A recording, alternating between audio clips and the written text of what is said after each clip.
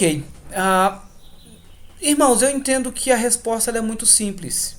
Ela é muito simples. E talvez até à medida que eu fui lendo essa pergunta, você já tenha a resposta. Como que um cristão salvo pode cair em pecado grave? Simplesmente porque, mesmo sendo salvo, nós ainda continuamos pecadores. Nós ainda continuamos lutando contra a natureza pecaminosa. Então veja, o fato de sermos salvos em Cristo Jesus não significa que nós não pecaremos e não cairemos em pecados graves. Como, por exemplo, vou só citar um exemplo, adultério.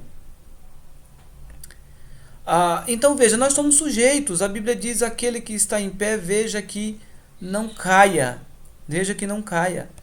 Então veja, a vida cristã, a caminhada cristã, ela é marcada por 3 momentos, e eu costumo sempre enfatizar isso na igreja, que é justificação, santificação e glorificação. 3 momentos na nossa vida. Primeiro, a justificação é um ato único, exclusivo quando nós confessamos a Jesus Cristo como único, suficiente Salvador, nós somos justificados.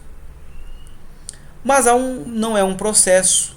Contudo, há uma segunda etapa na vida do cristão, que é a santificação. Aí sim, a santificação é um processo. Tem pessoas que estão em passos largos, outros estão mais lentos, mas o cristão, ele diariamente, com leitura das escrituras, a oração, a comunhão com os irmãos, culto coletivo, esse irmão ou essa irmã vai adquirindo cada vez mais maturidade. Mas isso não significa que não vá pecar.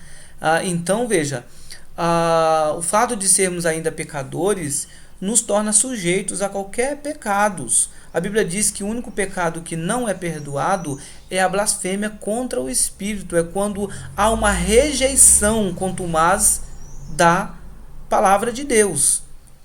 Fora esse pecado, que é a rejeição ao Evangelho, os demais pecados, uma vez que nós reconhecemos os nossos pecados, nós somos perdoados em Cristo Jesus. Então veja, quando confessamos, e o fato de sermos cristãos, o Espírito Santo nos acusa e nos faz então reconhecer e nos arrependermos, faz com que nós nos apropriemos da promessa de Deus, da palavra de Deus. Entre essas promessas, eu quero destacar uma aqui, que é justamente a primeira carta de João, lá no capítulo 1, verso de número 9, que a palavra de Deus nos diz assim: se confessarmos os nossos pecados, ele é fiel e justo para nos perdoar os pecados e nos purificar de toda injustiça. Então, uma vez que nós confessamos os nossos pecados,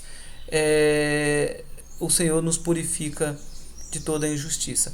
Há um problema, que às vezes nós temos a tendência de querer falar de pecadinho e pecadão. Todos os pecados eles são odiosos diante de Deus. Então não há um pecado, isso aqui é menos odioso diante do Senhor.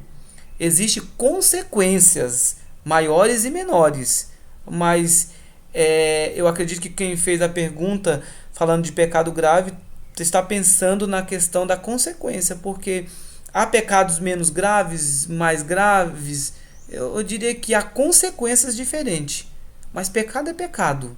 Pecado é pecado. É você mentir ou você roubar, não torna ele diferente de um adultério. A consequência é maior, o adultério, claro, mas o pecado tem a mesma condição diante de Deus, é odioso diante do Senhor, tá bom?